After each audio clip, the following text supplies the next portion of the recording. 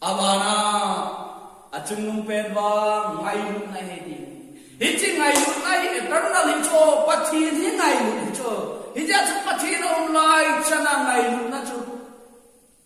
ki chai the lu hi ja chu pathi le mi tin te aton so na chen khom ding chu ngai lu na na kan khom jing di tin hi chu hi chi ngai lu nai mang lo ding achung nung pen ta san za la bo thim ki chai kinem na hi chi kinem na ka nei si abo him ai persevere gen the na ka thu ngap sa ni cho hi chi ka kinem na sia hi ha san na yong ka pa ngap sa ni cho hi chi ka kinem na sia hi kal ka so ni cho van ka pi ka kinem na pakai hu kit ka kinem na pakai ta ka chen khom ni ka kinem hi chi ka kinem na ka Christian ni ko ha sa anek sa se ben tre hi chi ngai na chung nung pen chu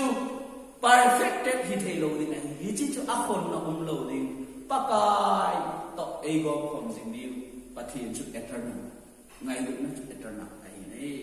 hi sun tu ni ai la hi chi ngai lu nai pan ke mai ngai lu bangin ken jong na ho ka ngai lu hi ve hi chi chung aman hi na se ki nei mi na zo la bol ding a hin na pi sang ngai lu na chung nung zo ong poi ngai ka sa de jing na zon kum som le